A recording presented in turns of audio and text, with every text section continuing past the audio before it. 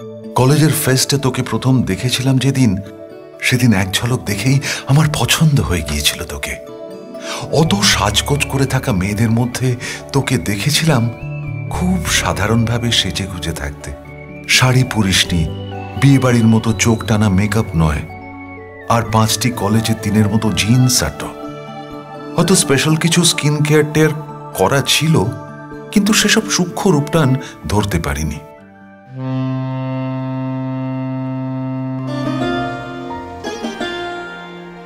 মনের বন্দরে দাঁড়িয়ে নোয়ার গল্প জাহাজ এখন শুধু গল্পের সাগরে পাড়ি দেওয়ার অপেক্ষা।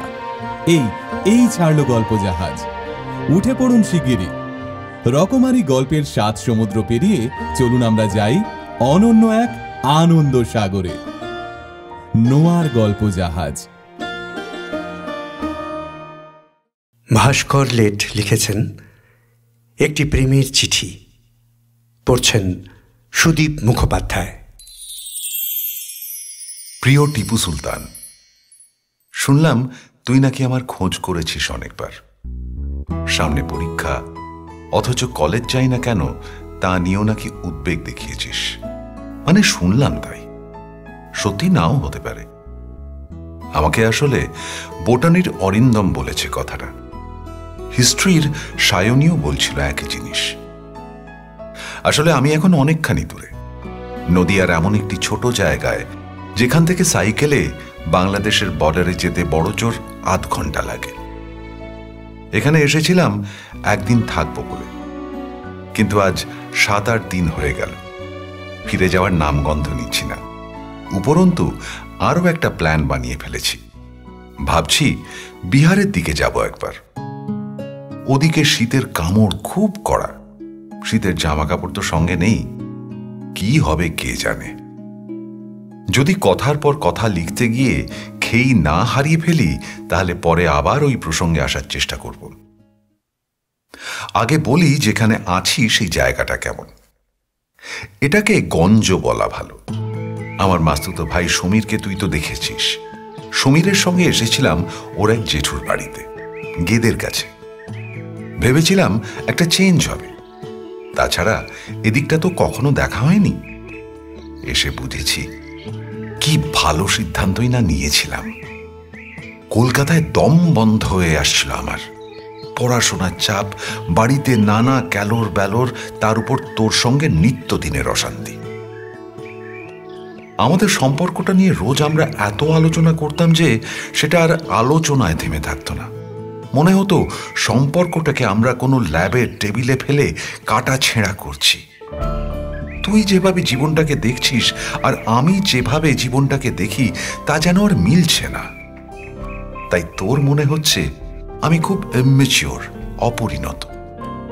সত্যি বলতে রোজ এই কথাটা শুনতে আমার একটুও ভালো লাগে না। এই অবস্থা থেকে একটু বেরিয়ে আসতে চেয়েছিলাম। চলে এলাম সমীরের সঙ্গে। মজার কাণ্ড ঘটল যাওয়ার সময়। সমীরের এই জেঠুর 3 ছেলে, তার মধ্যে মেজো যে, তার নাম গৌতম, ছোট করে গতি, একদম আমার বয়সী। কয়েক ঘন্টার মধ্যে গতির সঙ্গে এমন ভাব জমে গেল কি বলবো। ফলে গতি যখন আমাকে বলল থেকে যাও না কয়েকটা দিন, ফেলতে পারলাম না। বাড়িতেই উড়ন চণ্ডীপনা বরদাস্ত হবে না জানি, কিন্তু ভাগ্যিস সেসব না ভেবে এখানে থেকে গিয়েছিলাম। সমীর চলে গেল, ওকে বলে দিয়েছিলাম কলকাতায় ফিরে বাড়িতে জানিয়ে দিতে। ও দিয়েওছে। গৌতমদের বাড়িতে টেলিফোন নেই। কাছাকাছি একটি স্টেশনারি দোকানে এসটিডি বুথ আছে, ওখান থেকেই 2-4টে ফোন যা করার করেছি। তোকেও ভেবেছিলাম করব, কিন্তু শেষ পর্যন্ত করিনি। গৌতম পলিটিক্যাল সায়েন্স নিয়ে পড়ে, আমার ফিজিক্স। কোনো মিল নেই আমাদের ডিসিপ্লিনের মধ্যে। তাতে যদিও কথা বলার বিষয়ের অভাব হয় না, আমার মতে গৌতমও কলেজ যেতে চায় না। শীতল ক্লাসরুম, মিয়নো মুড়ির মতো লেকচার, লাইব্রেরি ওয়ার্ক ওর ভালো লাগে না, যেমন লাগে না আমারও। এজন্য ও যেমন বাড়িতে মাঝে মধ্যে বকুনি খায়, আমিও তেমন বকুনি খাই।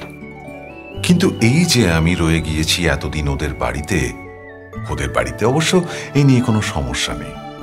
3 ভাই তো, আমার মতো একা ছেলে নয় গতি। ফলে মা বাবা ও পরিবারের অ্যাটেনশন অনেকটা ছড়িয়ে গিয়েছে।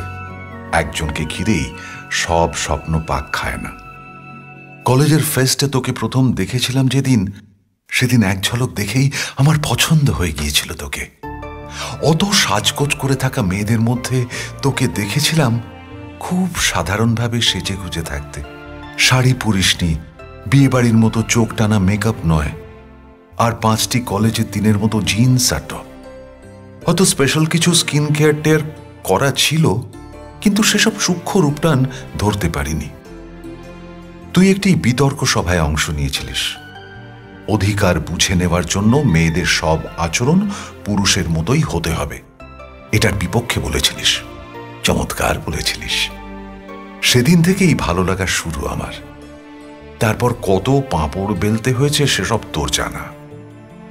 প্রেমের সম্পর্কে তুই জড়িয়ে পড়তে চাসনি। জোরাজুরি যা করার আমিই করেছি।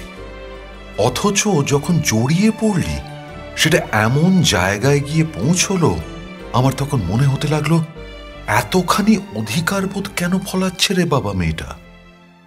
অধিকার শব্দটি কতবার না শুনেছি। এর মানে কি ভাবিনি কখনো। জিনিসটা নতুন করে আমাকে ভাবালো এই গঞ্জে এসে। গতি আর আমি রোজ সকালে সাইকেল করে চূর্ণী নদীর বর্ডারের দিকে চলে যাই। কলকাতায় ঠান্ডা না পড়লেও এদিকে সকালের দিকে কুয়াশা জমে। মাঠের পর মাঠ জুড়ে শীতের সবজি, কোথাও পালং শাক, কোথাও কপি, কোথাও আলু, আর রয়েছে বিঘে বিঘে কলার চাষ। কোথাও পিচের রাস্তা মসৃণ, কোথাও ভাঙাচোরা। কোথাও আবার শর্টকাট নেওয়ার জন্য গতির পিছু পিছু ঢুকে পড়ি নিখাদ গ্রামে।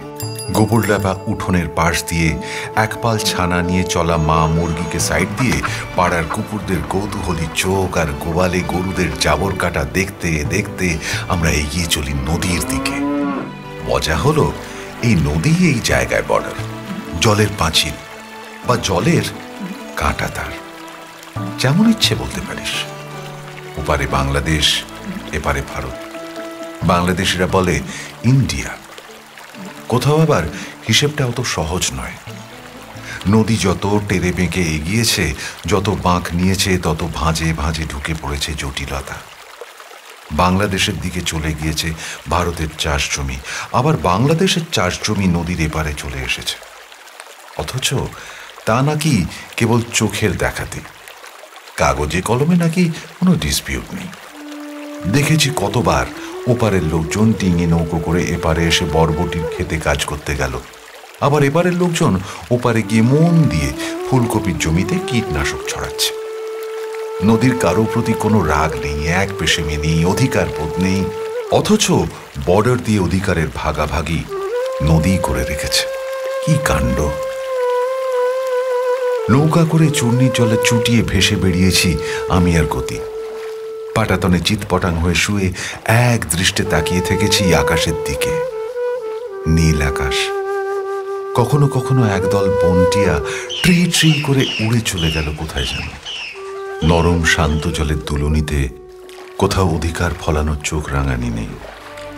দিনে কটা সিগারেট খেলাম, কেন রাতের বেলায় বাধ্যতামূলক ফোনটি করলাম না তোকে, কেন তোর লাল রং পছন্দ নয় জেনেও লাল রঙের টি শার্ট কিনলাম, এসব প্রশ্নে আমাদের মধ্যে যে কালবৈশাখী ঘনাতো, তার কিচ্ছু যেন চূর্ণি জানে না। বা জানলেও কি আশ্চর্য নিয়ন্ত্রণে সেসব চেপে রেখেছে। মিথ্যে বলবো না, নদীর বুকে ভাসতে ভাসতে বহুবার তোর কথা মনে হয়েছে। মনে হয়েছে তুই থাকলে বেশ হতো। এমন তীব্র নির্জনতায় আমাদের মন সজীব হয়ে ওঠে, নীরবে প্রচুর কথা বলতে থাকে।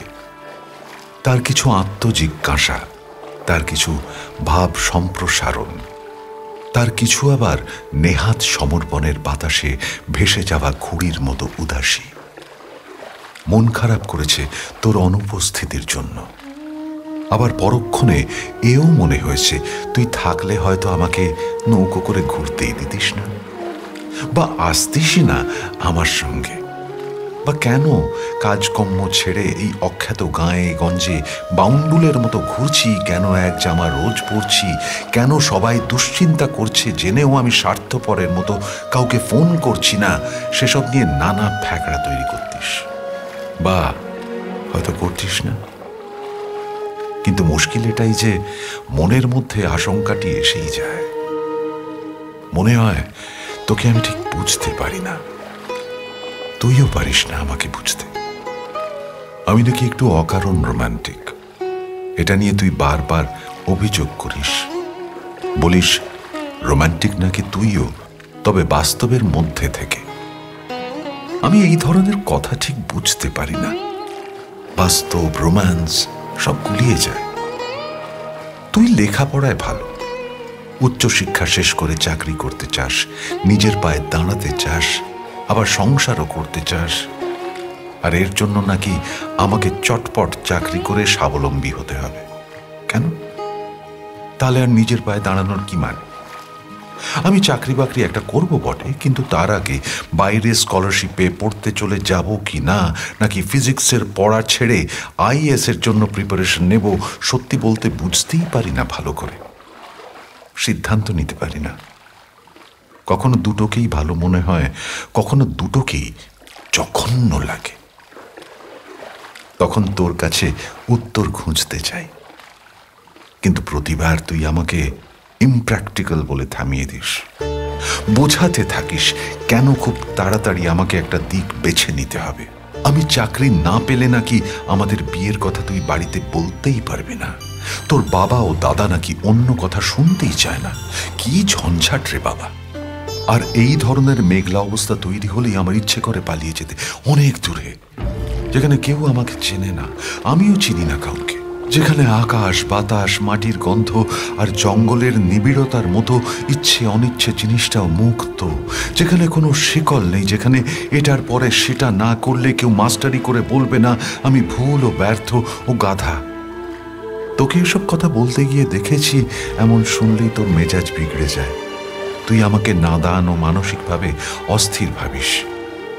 সেই সময় আমার সন্দেহ হতে থাকে, তাহলে কি আমাদের সম্পর্কটি টিকবে, বিয়েটি অবধি যাবে? এত নানা রকম শর্ত ও ঠিক ভুলের অঙ্ক পেরিয়ে কোথাও পারবে থিতু হতে? কিন্তু সম্পর্কটি ভেঙে গেলেই কি আমি ভালো থাকবো রে? আমাকে প্রশ্ন করার লোক না থাকলে কি প্রশ্নগুলি আমার সামনে আর হেঁটে চলে বেড়াবে না? আমি কি পারবো তোকে চট করে ভুলে যেতে? আমাদের এত কিচির মিচির মুহূর্ত, মিলমিশ ও ঝগড়ার এত কাটাকুটি খেলার সবটাই কি মুছে যাবে আমার স্মৃতি থেকে? এই প্রশ্নের উত্তর আমি জানি না, তবে এসব প্রশ্ন মনে জাগলে আমার ভেতরের অস্থিরতা বেড়ে যায়। মনে হয় এমন শর্ত পূরণ করতে না পারলে হয়তো তুই আর সম্পর্কটি রাখবি না। আমি কি পারবো তা মেনে নিতে, সহ্য করতে? গতিকে আমি কিছু কিছু বলেছি তোর কথা, আমার কথা, ও শুনেছে, মতামত দেয়নি। কি ভালো, কি করা উচিত কোনো বক্তব্য রাখেনি, শুধু হেসেছে। যে হাসি থেকে একটা রোদ্দুর ছড়ায়, যা বলে দেয় সব ঠিক হয়ে যাবে। সত্যি সব ঠিক হয়ে যাবে একদিন। এই নদী, এই জলবাতাস, এই নিরালা ও নিস্তব্ধতায় আমি কি পারবো আমাকে বুঝতে, তোকেও বুঝতে? এই মহাবিশ্বের সব বস্তু নাকি একে অপরকে আকর্ষণ করে।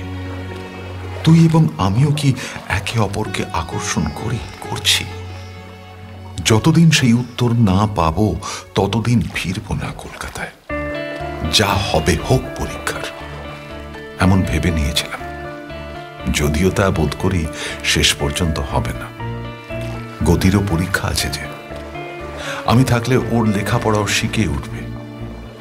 গতি বলেছে পরীক্ষা দিয়ে ঝাড়া ঝাপটা হয়ে চলে আসতে। আবার আমাদের দুজনেরই ইচ্ছে আছে বিহারের দিকে যাওয়ার, তবে সেটা কবে সম্ভব আমি জানি না। মোট কথা, এবার সত্যিই ফিরতে হচ্ছে। দিনক্ষণ বলতে পারবো না, তবে কলকাতায় ফিরলে নিশ্চয়ই খবর পাবি। তার আগে অবশ্য এই চিঠিটি পৌঁছে যাবে তোর হাতে, আশা করছি। আগামীকাল সকালেই পোস্ট করব। যেতে নাকি 2 দিনও লাগবে না, দেখা যাক। তোকে এক বন্ধু ছোটবেলায় বলতো টেপি, সেখান থেকে তোর ছোট মামা নামটিকে করে দেয় টিপু, আর সে কথা জেনে তোর নামটাকে করে দিয়েছি টিপু সুলতান। এইটুকুই আমার কল্পনার দৌড়, মুগ্ধতার রেশ। টিপু সুলতানের রাজ্যে আমার থাকতে আপত্তি নেই, ভালোই লাগবে। তবে সুলতানের পেয়াদারা অকারণ জ্বালাতন না করলেই মঙ্গল। যতদিন তোর সঙ্গে মুখোমুখি দেখা না হচ্ছে, তুই বরং তোর পেয়াদাদের একটু ভালো করে বোঝা। এত নিয়ম কানুন ছাড়াও মানুষ দিব্যি বাঁচে। অনেকটা লিখে ফেললাম, আর না।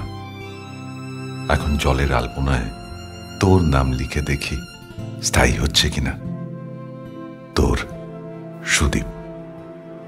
পুনশ্চ অরিন্দম ও সায়নীকে বলে দিস ভালো আছি।